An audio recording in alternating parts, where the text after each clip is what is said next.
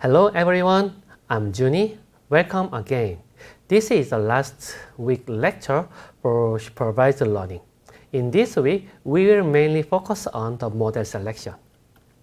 In the objective of this week are understanding the issues in the model selection and understanding various methods for model evaluation and cross-validation. Also include understanding the ideas of subset selection and regularization. Also, you will have a chance to practice these various model selection schemes with R. Okay, so first, actually, the goal of the prediction is estimating true f of x from random samples. In the whole population, there is a true function f that explains the relation between x and y. However, there is no way to directly observe this whole population. Instead, we observe these random samples. From these random samples, we estimate the function fx and predict y. The random samples used to estimate f is called a training set. By assessing the difference between truly observed y and the predicted y hat, we evaluate the performance of the estimated function f. Our goal is to find the estimation of a true f that shows the best performance in this measure. However, the performance should be about the whole population, not only for this training set. Since we have no way to access this whole population, we usually use another set of random samples to evaluate the performance. This is a test set. So in the prediction problem, we usually need two sets of data. One is for training the model, the other is for evaluate the model. The model evaluation, as we have already seen, a model is evaluated by mean square error. If in the regression case, the MSE is given like this, and in the classification problem, MSE is given as the error rate. Importantly, we need to calculate this MSE in the test set because that is our goal. However, when you estimate f itself, f hat, with the training set, we know nothing about the test set. We cannot evaluate a model with the training set because of the overfitting problems. This is the example you have already seen in the first week of this course. Recall the previous discussion. There are two groups of samples, dark one and light one. The dotted line is a good classification function. This line. Even though there are some misclassified samples, it shows a good smooth line by classifying the most of the samples well. Since it has a moderate flexibility in this, because it has a moderate flexibility, this model is expected to classify another set of samples also well. However, we can use the more complicated classifier model like this. It classifies the given data set perfectly with a very wiggly line. Even though it classified the given training set very well, it is not expected to work well for the other set of random samples because it seems to overfit the data. Generally, we use more flexible or complicated model. We can reduce MSE of the given training set as much as we want. However, very flexible model increase MSE in the test set because of the overfitting. If we use two simple models with low flexibility, in this case, it will have the high MSE in both of the training and test sets because it cannot fit the data at all. This is underfitting case. The key point is the finding the optimal point, the minimum MSE in the test set. Key point is with only training set. This is a question how to evaluate a model in the right way. Here we introduce model selection criteria. There are various model selection criteria measures. They are applied to the training set in order to estimate the model performance in the test set. The model selection criteria, they commonly adjust this training error by accounting the model flexibility.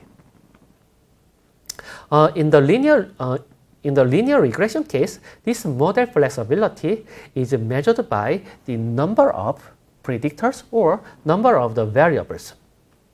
So at this moment, let's focus on the linear regression case.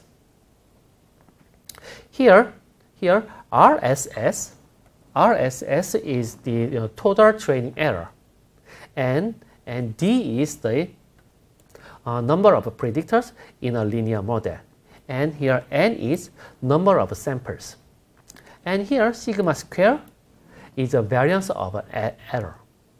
Okay, first, Mello's CP. CP is given by N 1 over N times RSS plus 2 times D times sigma square.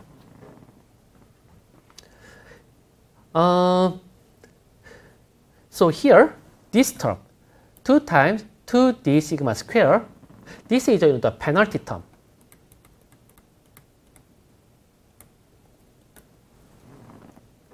By increasing the number of predictors, that means by increasing this D, we can actually decrease this RSS. However, this penalty term gonna increase with large D.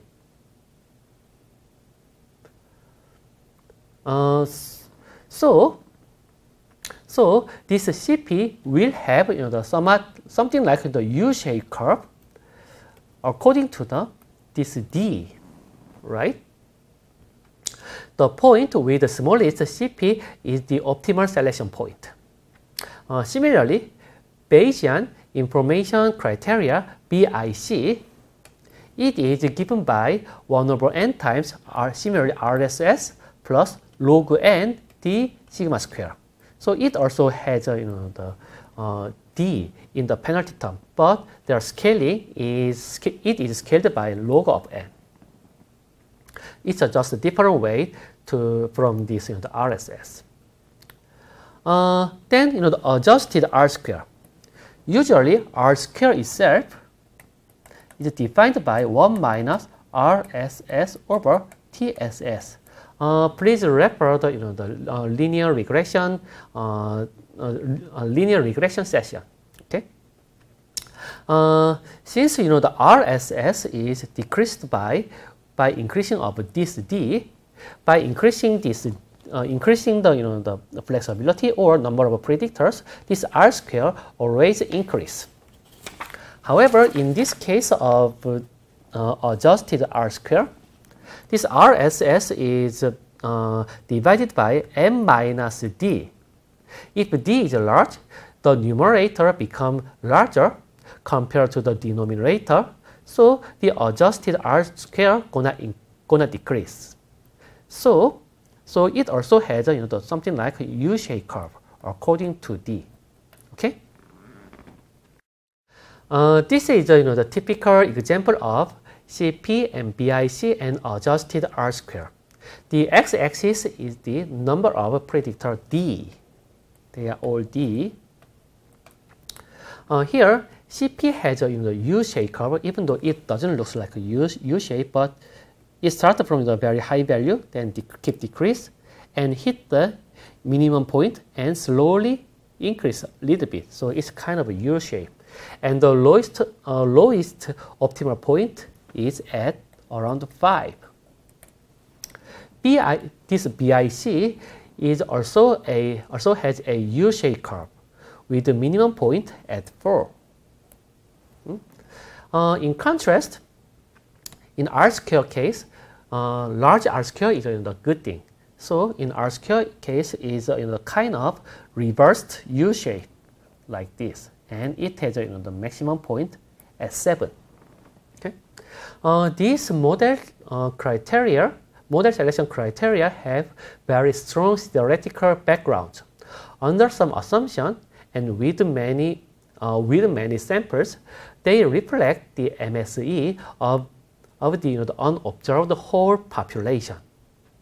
But because they are based on different assumptions, the optimal selection points are a bit different. However, it doesn't differ not that much. It actually their the minimum point or the optimal points are similar to each other. Okay. Then next is cross-validation. There is another approach for model selection. It is cross-validation. The previous model selection criteria, CP, BIC, or adjust R-square, they are calculated with simple equations. They can be also calculated with small sample size, but they require some assumptions. In contrast, cross-validation takes an advantage of high computational power and large sample size. Instead, it is less reliable on the assumption about the data. Cross-validation simulates training and test set within the observed training set. So this is the observed training set. We separate this given training set into two groups. One group is considered as the pseudo training set, and the other group is considered as a pseudo test set. A model is trained within this pseudo training set and evaluated with this pseudo test set. By testing various models in this setting, we can select the best one. Since the best model is selected in the cross-validation, actually it goes through the same train test process. We expect that this model will also work well for the entirely independent data set, like in real test set. As you see here, without computers, this cross-validation cannot be implemented, right? Because we need to perform this training tests again. It is why the traditional model criteria like CP, BIC, or adjusted R-square, they were developed first in old days. In these days, cross-validation is quite popular. Okay, first, leave one out cross-validation or LOOCV. LOOCV is one type of cross-validation. Here we consider only one sample as a test set and as a pseudo test set, and all of the other n-1 samples as a pseudo training set. So we actually train our model using this n-1 samples and test it over the rest one samples. And by repeating this process, then we can estimate the cross-validation error. Again, in the first round, we think this sample 1 is the test set. So using sample from 2 to n, we train the model, and by applying it to the first sample, then we obtain error for the sample 1. Then next round, sample 2 is a test set. Then 1, 3, and n, they are training set. Then by training over this training set, the model test predict outcome for this second sample. Then we estimate the error. So in this way, we can actually measure the errors of the all samples. Then we can calculate the MSE. In total, it requires to train n models to test one model, right? Because there's the round n. If we want to compare 10 different models, we need to train n times 10 different models. So it needs a lot of computation. Another type of cross-validation is k-fold cross-validation. Here, we randomly divide the whole training set into k bins. 1, 2, 3, blah, blah, blah. In this case, 10 bins. Okay? Then you consider one bin is this one is a test set, and the others are training. Okay? So, by training model with the k minus 1 model, then test over this the leftover one group, and by repeating k times, then we can calculate the MSE of the for this the cross validation setting. So in this case, we need to fit k different model to test one model. If we want to select best one among 10 models, we need k times 10 model fittings. So it is the less the computationally expensive compared with the n leave one out cross validation. The cross validation MSE reflects the test MSE well. As the model flexibility increases, the training error, this is a training error, keep going down. However, the test error will have the U shape. Usually, cross-validation error is between this test and training error. So this is cross-validation error. Also, it has the well-distributed U shapes, and it has a U shape that follows true test MSE very well. So the optimal selection point of the cross-validation is expected to be near the true optimal point.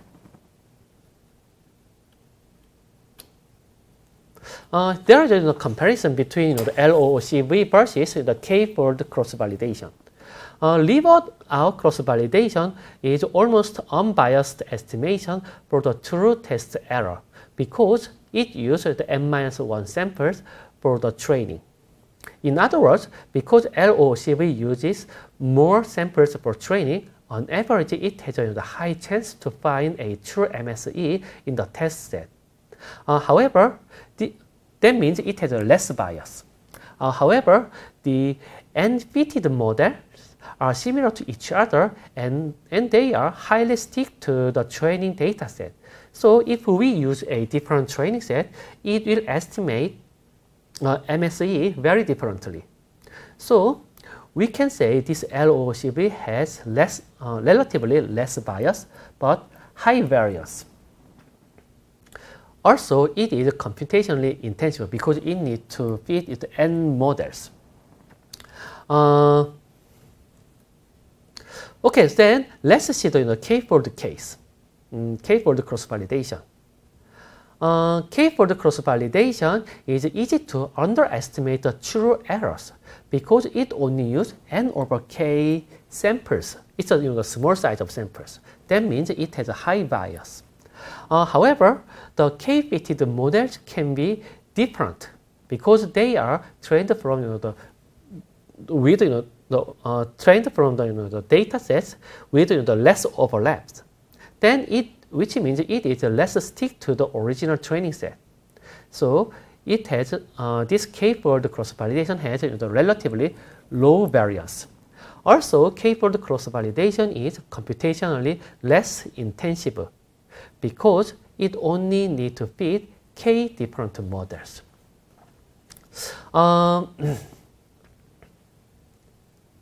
Between this LOOCV and k-fold cross-validation, it's hard to say which one is better than the other one. As you can see, LOOCV is the extreme case that n-fold actually cross-validation.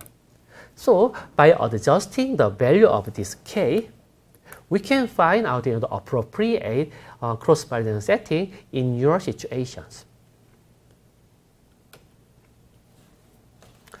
Okay, so here is the one more comparison between model selection criteria and cross-validations. The adjustment method for this model selection criteria, they can be they simply access the test errors based on the many the assumptions. Okay, but they do not require the big computational powers. However, this cross-validation it actually benefits from high computational power. This cross-validation assesses the test error with less baseline assumptions about the data, but it requires a lot of the computational power. But so in these days, because we have enough computational power in these days, so in these days, this the cross-validation is generally more popular for these model selections. Okay, so I'm gonna stop the first session here. Then I will keep continuing in the next session. Thank you very much.